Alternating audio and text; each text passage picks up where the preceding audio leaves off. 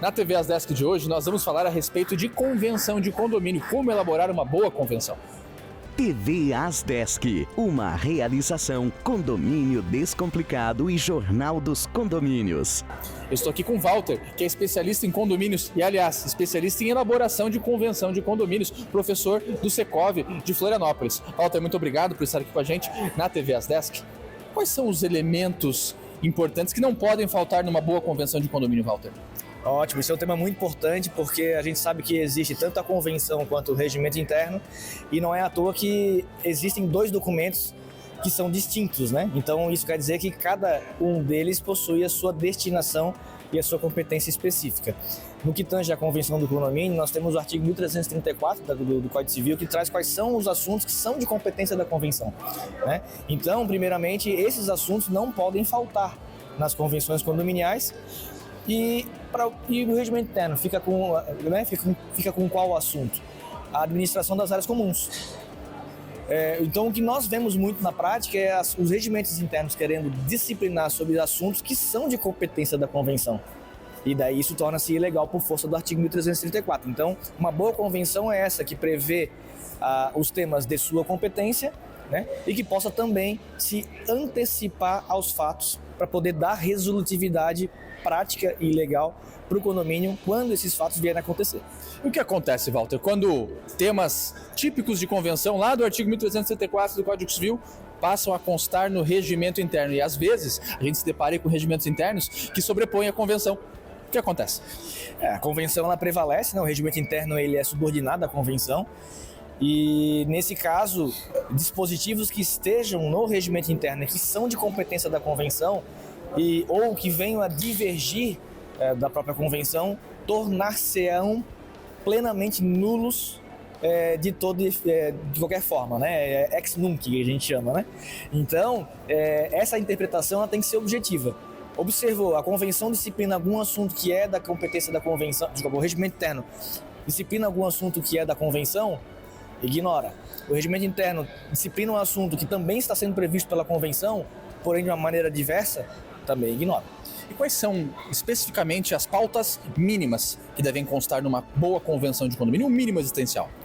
O que eu sempre sugiro é, além do descritivo das áreas privativas, que é uma obrigação do artigo 1334 também, uma sugestão que eu dou para todo mundo.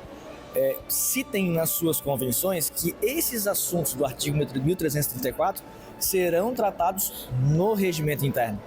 Aí sim é possível. Por quê? Porque dessa forma você consegue ter uma convenção enxuta, do estilo americano, né? Na Constituição Americana, e você facilita as atualizações posteriores, porque a gente sabe que agora, para alterar o regimento interno, não há necessidade de quórum mínimo, né? Walter, e é recomendável que o regimento interno ele conste da convenção de condomínio, isso é, esteja lá dentro, ou é melhor que sejam documentos separados? Não, é melhor que sejam documentos separados, até porque para alterar a convenção tem necessidade do número mínimo de aprovação e para alterar o regimento interno não. E o próprio artigo 1334 ele prevê, né, que a convenção do condomínio determinará, aí no último inciso, no 5, o regimento interno do condomínio. Então basta que a convenção faça a previsão de que o regimento interno vai ser elaborado em documento apartado, né, atualizado e registrado no título de documentos conforme o caso. E se o regimento interno estiver dentro da convenção, como um capítulo de maneira específica, para fazer a alteração desta parte, não há necessidade do quórum, porque assim prevê a lei.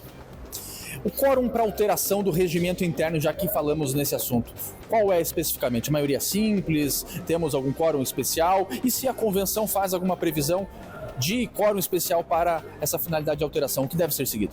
A regra é que o regimento interno não tem quórum mínimo para fazer alteração. Se a convenção do condomínio prever que para alterar o regimento interno há necessidade de quórum mínimo, isso tem que ser observado e não é incomum, né, com bases ainda anteriores a 2004, né, quando houve alteração do Código Civil nesse sentido. Então, tem que tomar cuidado para que... Um item muito importante que eu quero salientar aqui é que para fazer a alteração da convenção do condomínio, você não precisa apenas do quórum de 2/3. Quórum significa de todo o condomínio quantos condôminos estão presentes. Então, se você tiver uma assembleia para alteração da convenção, o quórum, ou seja, a presença mínima, a presença exata de 2/3, e 1 ou 2 condôminos desse grupo não quiserem aprovar a convenção, você vai ter o quórum em 2/3, mas você não vai ter o que o Código Civil exige, que é a aprovação, ou no mínimo 2/3 dos condôminos. Muito importante essas considerações, Walter, porque volta e meia nós nos deparamos com procedimentos de convenção de condomínio que não atingem o quórum ou contemplam ilegalidades, prevêem pautas típicas de regimento interno e vice-versa também. Então fica a dica para você que é síndico, também condômino, de como fazer um bom regimento interno e também, principalmente, uma boa convenção de condomínio. Walter, muito obrigado por estar aqui com a gente. Nosso tempo está chegando ao fim e na próxima semana nós nos vemos. Participe da ASDESC, Associação de Síndicos de Santa Catarina.